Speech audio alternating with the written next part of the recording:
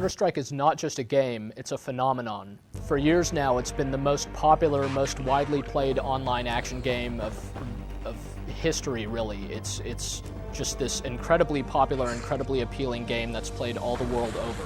Now it's finally available for the Xbox, but as you'd expect, it's a little bit different. It doesn't obviously have the benefit of mouse and keyboard controls that you could get on the PC. It's also not free like the PC version. Certainly the fact that Counter-Strike was a free downloadable mod for Valve's incredibly popular 1998 shooter Half-Life helped bring it to the sort of success that it currently enjoys today. It helped ensure that the game had this really large installed base right from the get-go, and it made it so that anyone could just download Counter-Strike and start playing. Despite the fact that the Xbox version of Counter-Strike sports a full price tag, the same as what you'd find on any other new game these days, it doesn't really offer much in the way of new features that you couldn't find still on the free PC version of the game. It does have a rudimentary single-player component and a training mode, but really the core of the game is still pure online play. Where to? By and large, the Xbox version of Counter-Strike is just a straight port of the PC game on which it's based. On the one hand, the PC version of Counter-Strike can be considered one of the greatest games of all time. On the other hand, the PC version is free, and it's been available for years now, so when you translate that over to the Xbox, you find something that maybe doesn't quite live up to the standards of other multiplayer games on the system. Then again, Counter-Strike for the Xbox does still boast some of the really fast and arcade-like and highly competitive gameplay that makes Counter-Strike such a big hit, even to this day.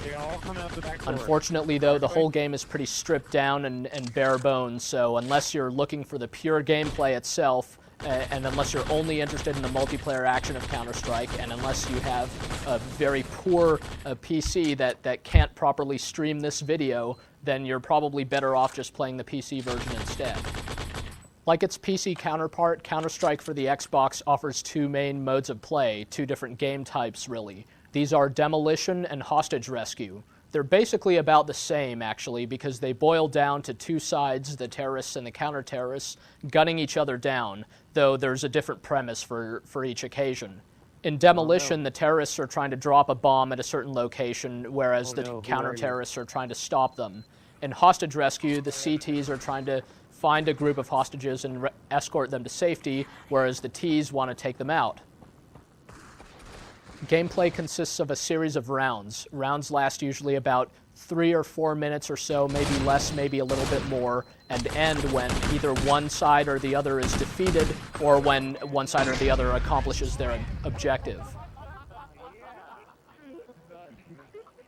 At the beginning of each round, you can spend money on new equipment.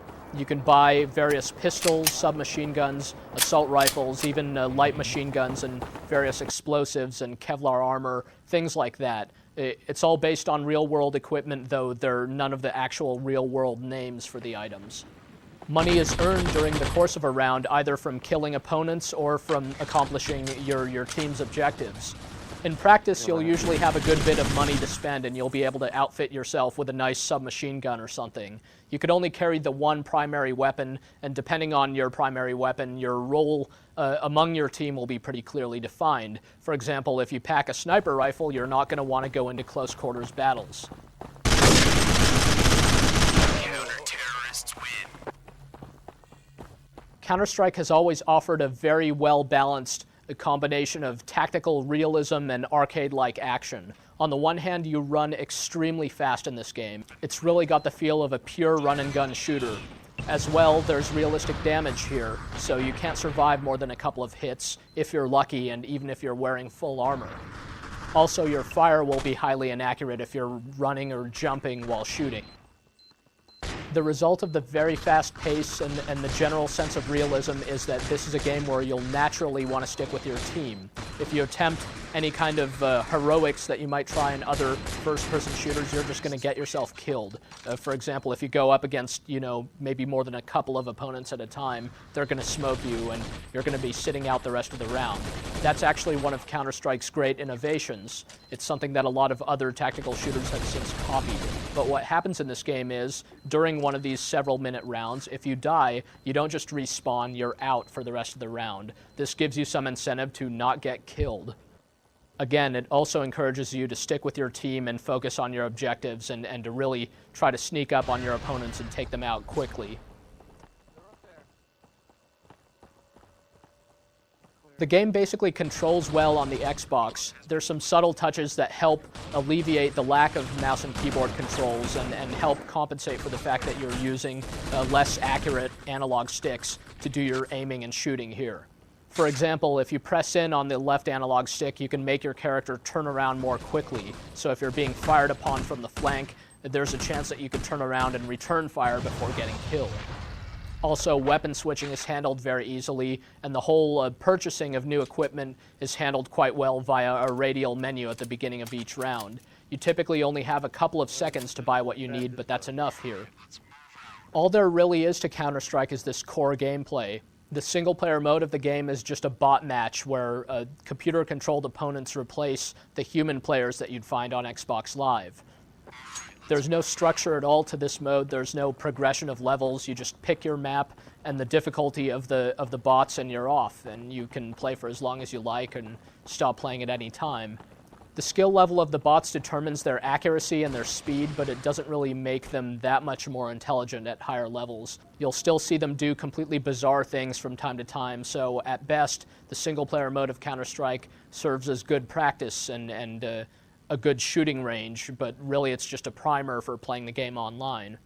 It's easy to set up or get into a match using Xbox Live. There's also a system link option if you happen to have a bunch of Xboxes and TVs lying around. You can only set up a 10-player match if you want to compete in it, or you can make your Xbox serve as a dedicated server for up to 16 players, but that means you yourself can't play. At any rate, the online action is certainly reminiscent of the PC version of Counter-Strike. The action can be highly addictive, and the fast pacing of the combat and the short length of the rounds mean that you could easily find yourself sitting in front of this game for many hours at a time and practicing and getting better and better.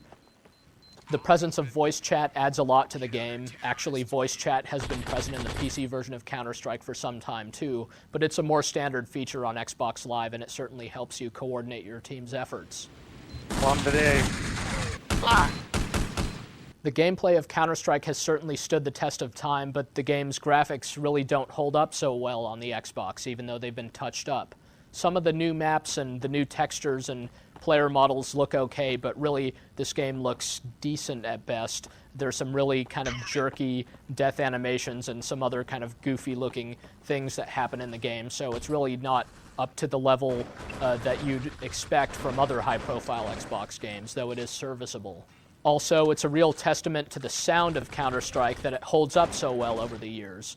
The audio was put together by the game's two amateur developers way back when, and it's still the same sound being used in the game to this day. It serves the game well, but again, you might have expected the developers to take the extra time to kind of spruce it up for this new platform. On the whole, Counter-Strike just feels pretty stripped down to the point where if you've never experienced this game before, you might have trouble understanding what exactly all the fuss about Counter-Strike was about just from playing this new version.